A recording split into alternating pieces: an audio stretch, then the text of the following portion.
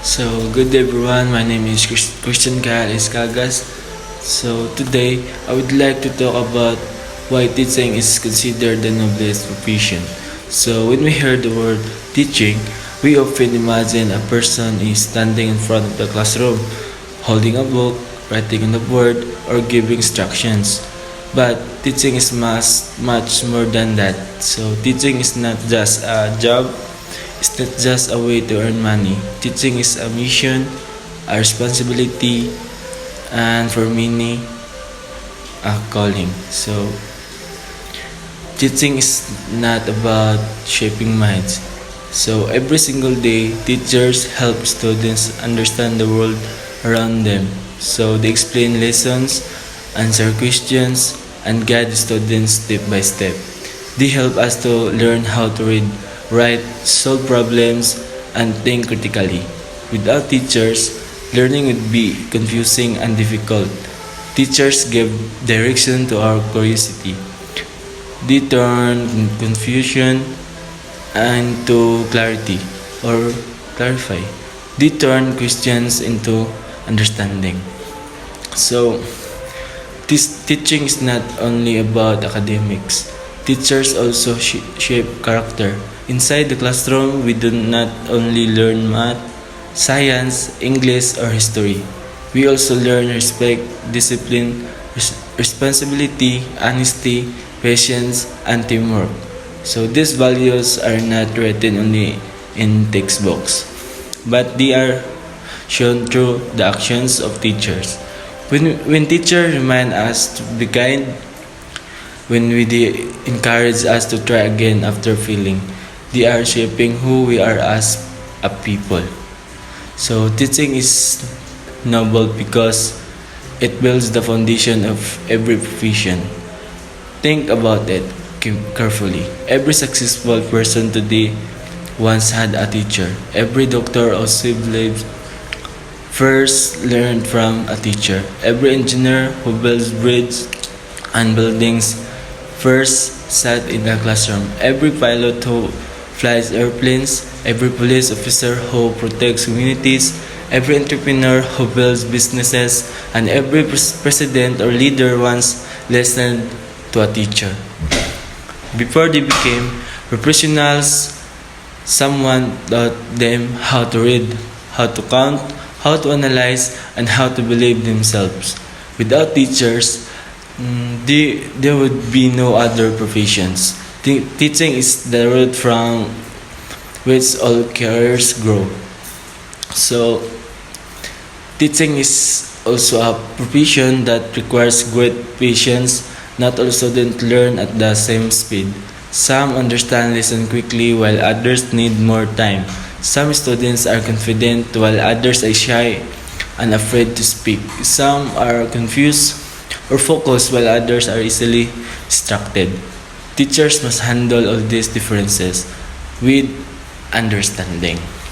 So, imagine explaining the same lesson again and again just to make sure everyone understands. Imagine encouraging a student who feels like giving up. Teachers adjust their teaching styles to meet the needs of different learners. They are use example, stories, activities, and sometimes even jokes just make lessons clearer and more interesting. This requires not only knowledge but also patience and big heart. So another reason why teaching is noble because of the sacrifices teachers make. So many teachers spend long hours preparing lesson plans, checking assignments, and creating activities. Their work will bring rings. Often they bring papers home to check at night. They attend meeting, training, and seminars to improve their skills. Some teachers even use their own money to buy materials for classroom activities, decorations, or rewards for students. They do not because they are required. When they are tired, they continue to show up even when they smile in front of their students. This dedication show up commitment they are to their missions. So teachers do not only teach lessons from books, they also inspire. A simple sentence like "I believe in you" can save students' life. So like a simple "you can do it" so can give strength to someone who feels weak. Sometimes students doubt themselves. Sometimes they feel like they are not smart enough. But when a teacher believes in them, it gives them courage to continue. So there are many stories of successful people who once struggled in school but succeed because a teacher encouraged them. Sometimes students face problems at home. Some feel lonely, pressured, and misunderstood. In many cases, teachers become second parents. They listen, they give advice, they comfort, and they create a safe space where students feel valued and respected. So, teaching also shape the future of society. So, also education is the key to progress. When teachers educate students, they are building future leaders, innovators, problem solvers, and responsible citizens. A well-educated generation can improve the economy, reduce poverty, and create solutions to global problems. If we want a better world, we need a good teachers because the quality of education affects the quality of society.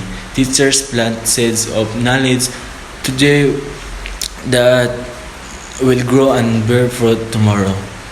Teaching is a noble because it is rooted in service. Teachers serve not just one person but many.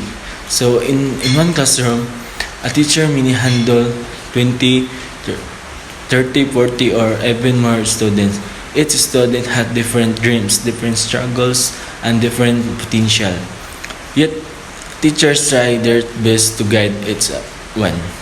So they may not always receive high salaries. They may not always receive public recognition, but the impact of their work is priceless. The influence of teachers can last a lifetime. Some people measure success by money, fame, or power, but the success of a teacher is seen in the achievements of their students. When students graduate, reach their goals, and live meaningful lives, that is the greatest reward for a teacher. When a former student says, "Thank you for believing in me," that appreciation is worth more than my award or more than any award. So, teaching is also requires continuous learning. Good teachers never stop improving. They read books, attend workshops, explore new strategies, and adapt to changes. Education is always evolving.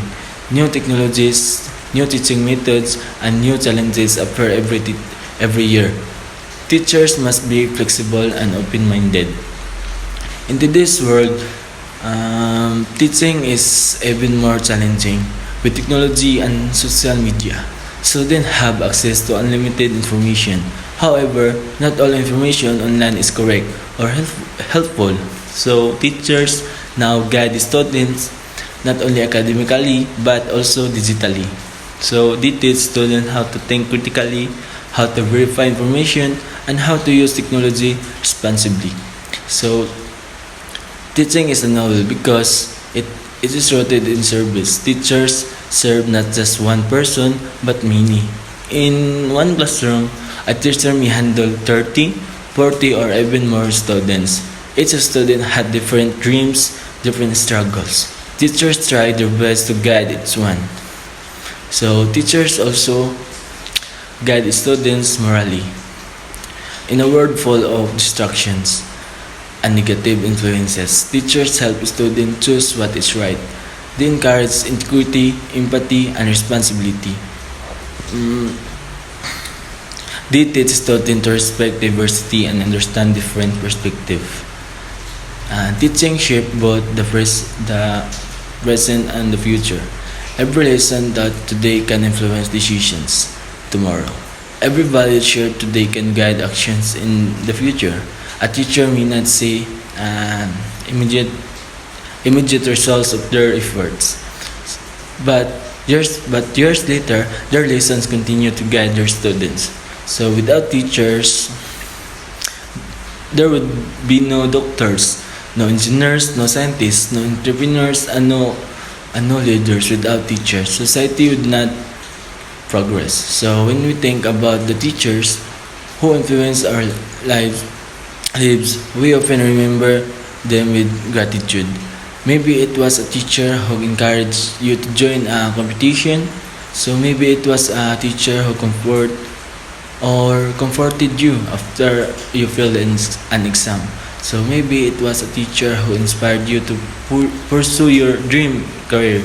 So their words and actions stay in our hearts for many years. Teaching is not easy. It requires passion, patience, creativity, understanding, and dedication. It requires emotional strength and mental resilience. But despite of these challenges, many teachers continue because they love what they do. They believe in power of education. They believe that every student has potential. Has potential. They believe that small efforts every day can create big changes in the students. So teaching is the noblest profession because it shapes minds, builds character, inspires dreams, and prepares the next generation for the future. It is a noble because it creates all other profession. It's a noble because it changes lives not only for a moment but for a lifetime.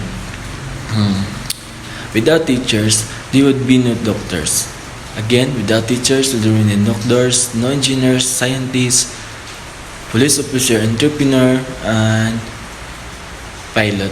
So they would not easy, they not would not progress. So teaching is also a profession that requires great patience. Not all students learn at the same speed. Some understand the lesson quickly, while others need more time. So some students are confident, while others are shy and afraid, while others easily distracted. Teacher must handle all these differences with understanding. So teaching is more than a profession. It is a mission of hope. It is a commitment to shaping the future. It is an act of service and love for humanity. When we think about the teacher who influenced our lives, we often remember them with gratitude.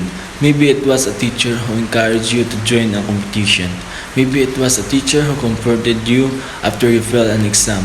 Maybe it was a teacher who inspired you to pursue your dream career.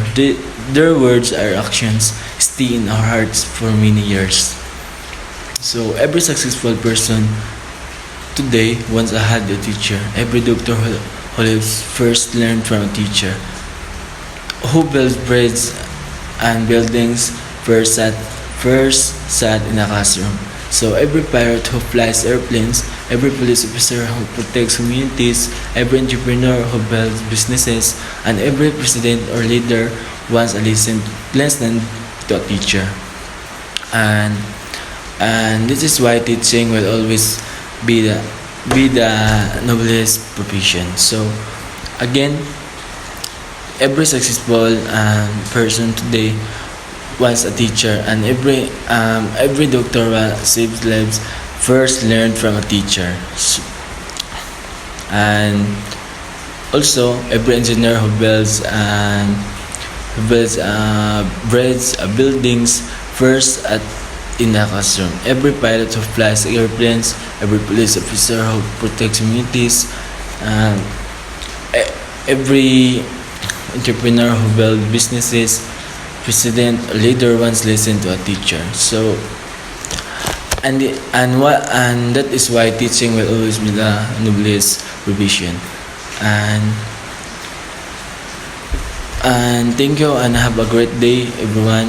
Thank you for listening for my video presentation about why teaching is important, or why teaching is a noblest profession.